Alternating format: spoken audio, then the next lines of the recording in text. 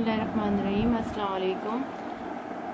Last time हमने जो है वो इसमें पूरी डेरिवेशन ड्राइव की थी इक्विलिब्रियम कांस्टेंट की। आज जो है ना हम उसकी एक्सप्रेशन लिखना सीखते हैं कि किस तरह से हम इक्विलिब्रियम कांस्टेंट की एक्सप्रेशन लिखती हैं। लास्ट टाइम जो हमारा लेक्चर था उसमें हमने केसी को ड्राइव किया था। केसी में मतलब अच्छे से वो चीज़ समझ में आ गई थी, तो हम डायरेक्ट जो है वो आगे चल।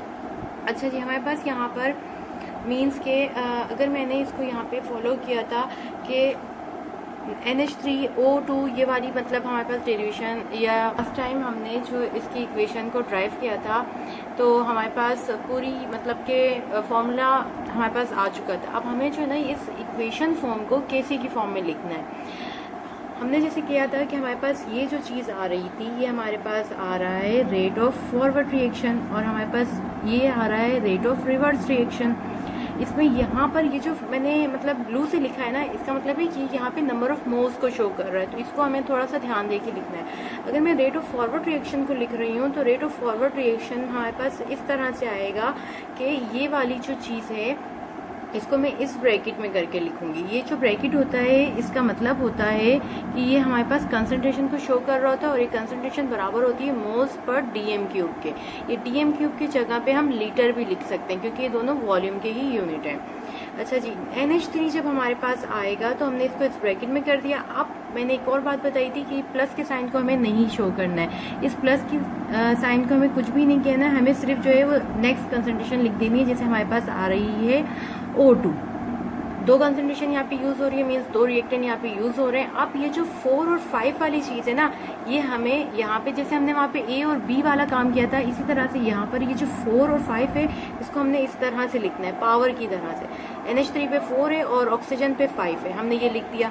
अच्छा, अब हम रिवर्स रिएक्शन को लिखेंगे। रिवर्स रिएक्शन हमारे पास क्या आ रहा है, KR is equals to N की वैल्यू मीन्स NO जो है हमने वही इसी तरह ब्रैकेट में लिखा। फिर हम यहाँ पे वाटर की कंसंट्रेशन लिख देंगे कि वाटर की हमारे पास जो भी वैल्यू आएगी, तो फिर हमने इस तरह से मतलब कि इसकी एक्सप्रेशन बना दी। इसमें भी वही करेंगे कि हमारे पास ये जो 4 और 6 आ रहा है इसको हम ऐसा पावर की तरह लिख देंगे। सही, अब हम लिखेंगे मीन्स के KC की जो एक्सप्रेशन है।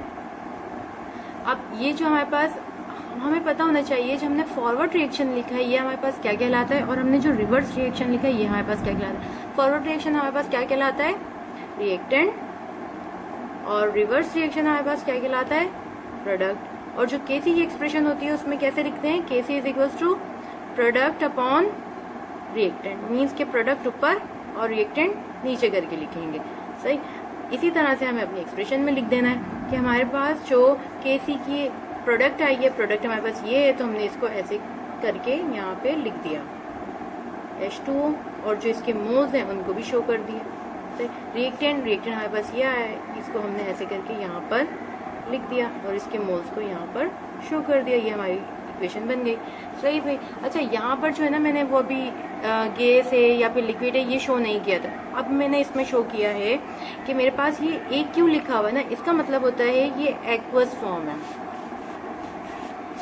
AQ हमारे पास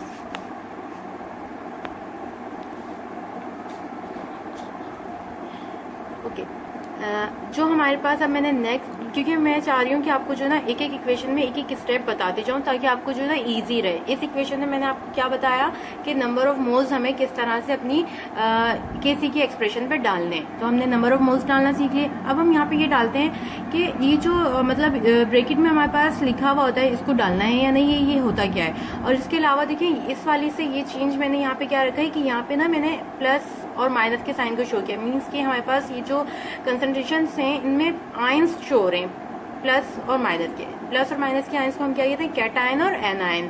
तो ये कैटायन और एनायन की बेसिक डेरिवेशन हमने इसको बनानी है केसी में। अगर मेरे पास AQ लिखा हुआ होता है तो मैं इसको एक्वस बोलती हूँ, मीन्स कि मेरा जो पूरा रिएक्शन है उसमें मैंने वाटर ऐड किया, मीन्स कि जो आयरन के और क्लोराइड के जो भी मतलब के मोल्स हैं वो मैंने एक्वस सॉल्यूशन में लिए।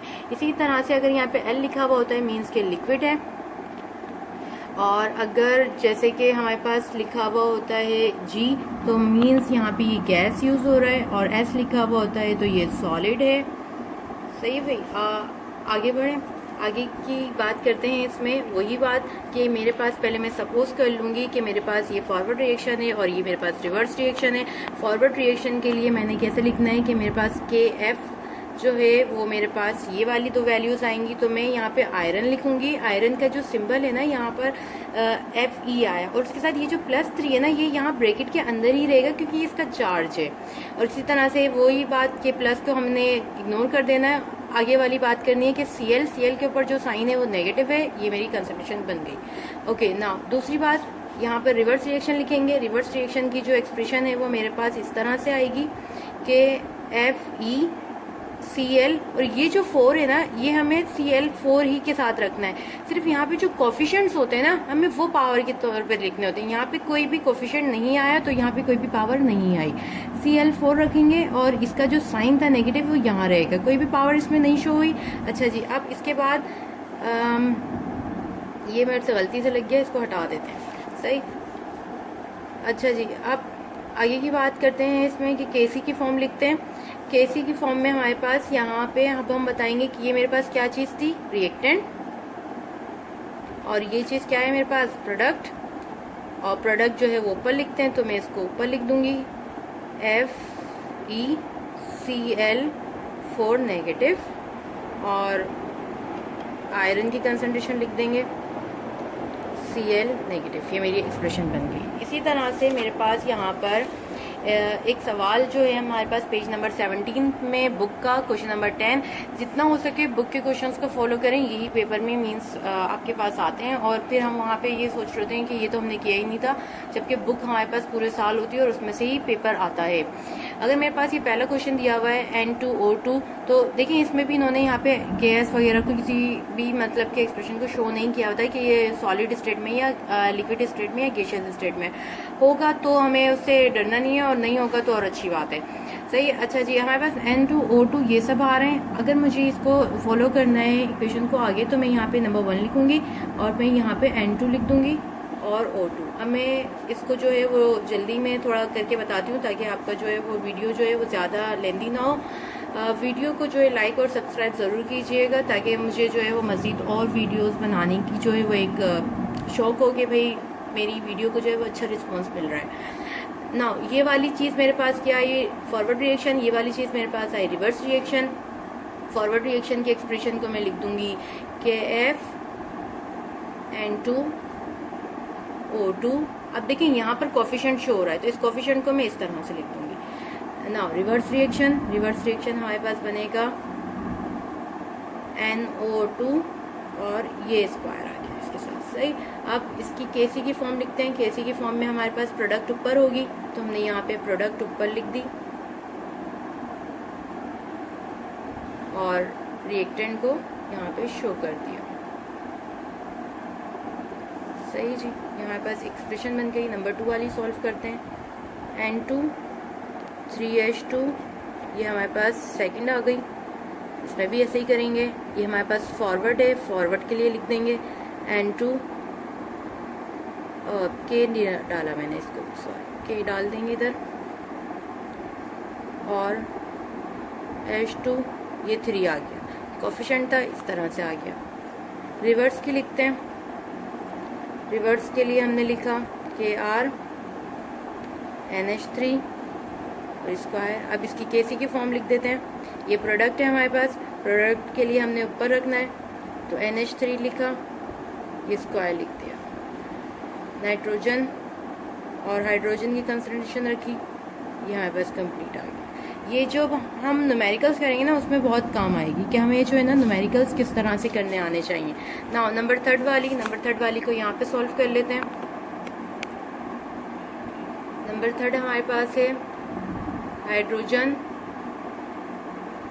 हाइड्रोजन गैस, ब्रोमीन गैस, और इसे हमारे पास बन रहा है 2HBr।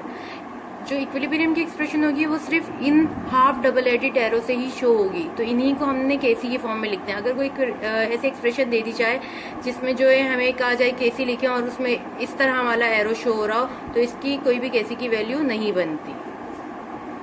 आर मीन्स के फॉरवर्ड रिएक्शन का, तो हमने इसको बनाया। फॉरवर्ड रिएक्शन हमारे पास ये वाला है तो हमने इसको लिखा। हमेशा कांस्टेंट डालिएगा, क्योंकि कांस्टेंट इस एक्सप्रेशन में आता है। तो हमारे पास ये आया हाइड्रोजन और Br2। वैसे अभी तो जो है वो ये जो एक्सप्रेशंस हैं ये बैलेंस करके दी हुई हैं, अदरवाइज इनको पहले एक दफ़ा देख भी लिया जाएगा कि ये बैलेंस है भी या नहीं। जैसे यहाँ पे हाइड्रोजन 2 है और यहाँ पे जो है वो 2 ये लगाया गया, तो ये हाइड्रोजन यहाँ पे भी 2 हो गया। यहाँ पे Br2 था और यहाँ पर इस 2 की वजह से Br2 हुआ, तो ये बैलेंस थी।